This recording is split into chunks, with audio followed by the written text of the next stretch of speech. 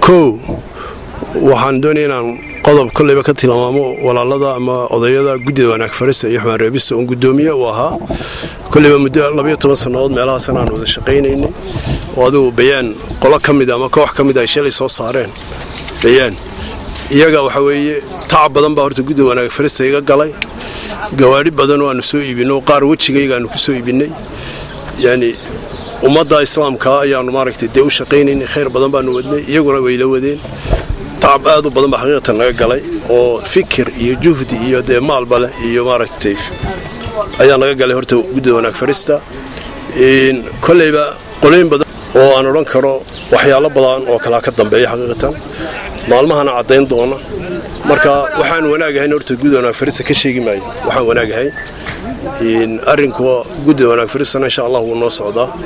وحن وناجه هاي كشيء معي قدومي دي بانها هذا الله حقيقة أن مناسب يهين با شالay qolinka qaar ku hadle in shiraan loo dhameeyo maaragtay waanti abaabullo ayaa ka dhacay marka waxaan wanaag ahayn ka sheegi maayo arinkooduna waa noo laaban yahay magaras waanti waana ducaynay mar walba waa juhdi badan baa iga galay waana amalkii ummadda amal ay cid leedahay ma gobolada dhan bay ka sameysantay meel walba ka jirta ana gudoomiye guud baan ahaa talada ummadda ay leedahay weey in abaabullo kaliba dhinaca ka socda waa jiraan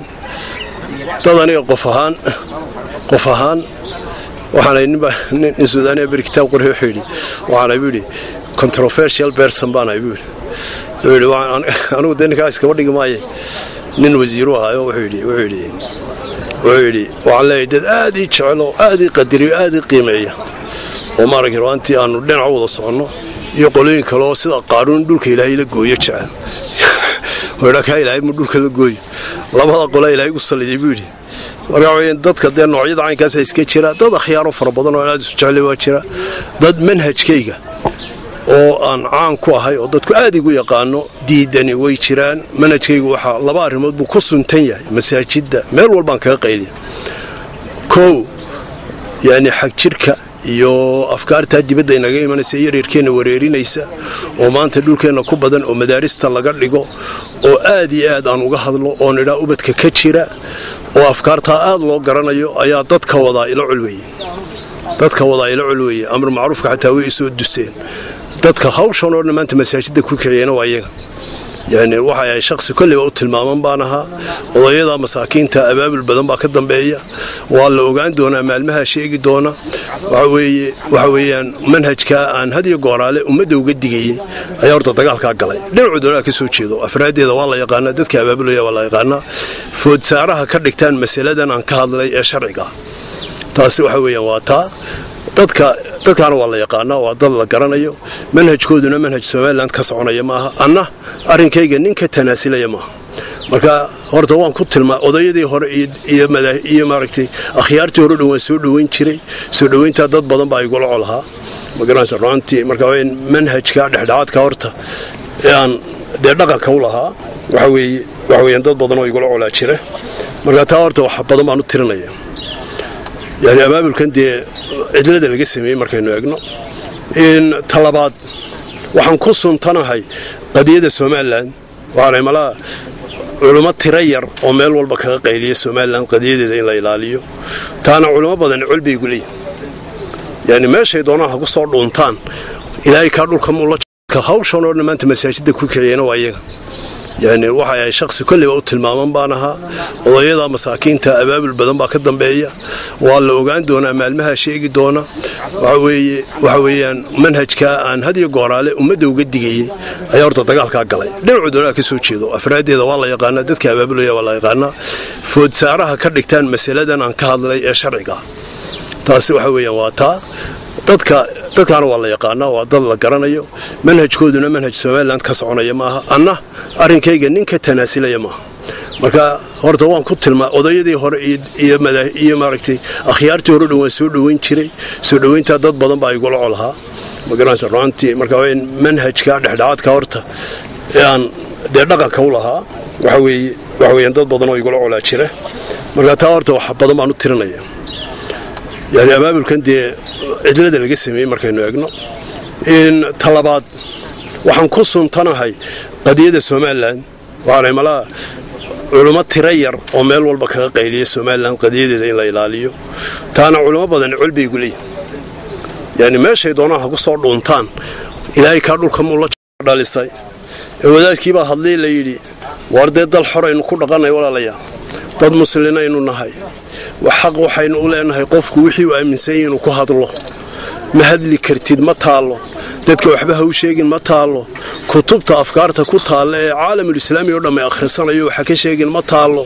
waxa weeye caalamka day walaalaya yani waxa weyn qofku hadii wax sheego ama uu wax fahmo ama wax ku qanco uu sheego ceeb ma aha inuu dadka u sheego cidda mas'aladan ku qanacday ama kuwa ku qanci waayay waxaan leeyahay mar walba baynana wa baynakum kitaabullaahi wa sunnata rasuulihi sahiha waxa inoo dhaxa qolooyinka ay la doodayay oo malaha 20 ku dhawaan maalin soo dhex fadhiistay waxaan ku waryaadaheen war waxaan magan u ahay baan kitaabka Ilaahay iyo sunnada rasuulka markay ii goleeyeen war kitaabka Ilaahay iyo sunnaha ayaan magan u ahay waxa laga waayay nin iyaga kamida oo yiraahda ama aayad ama xadiis ii sheega ama yiraahdo war hadeynaan garanayn war culimo garanaya u yeedho sheekhu kitaabkii Ilaahay sunnada rasuulka kitaabkii Ilaahay sunnada rasuulku qabsaday dee waxa weeyaan ama aayad ama xadiis u sheega ama kitaabka yani ama aayad ama xadiis u sheega ama cid garanaysa u yeedha oo kitaabkii sunnada cilmi u leh hadeynaan garanayn masaladaasi waxa weeyaan mar walba waxaan leeyahay kitaabka Ilaahay iyo sunnada rasuulka ayaa dhaxnoo mar walbana kitaabka Ilaahay sunnada in loo noqdo weeyii waxa jira walaalayaal waxaan ka hadlay anigu magta haweenka wax kala kamaan hadal dhaxalka kamaan hadal kamana hadlayo aayada cadcad baa ku yimid maraga kama hadlayo oo aayad baa ku timid oo waa la garanayaa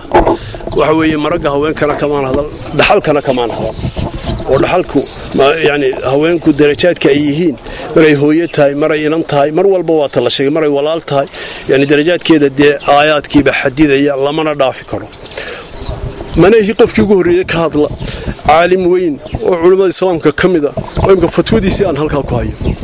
waa wadaadka la yiraahdo Sheekh Yuusuf al-Qaradawi oo aan maanta oran karo waa imaam ahlu sunnah jooga hatta culimadiisu waa nin ay noqdaan ahlu sunnah jooga maanta culimadiisa wax weydiiyay culimadu wuxuu sheega ninkaas culimada ayuu wuxuu sheega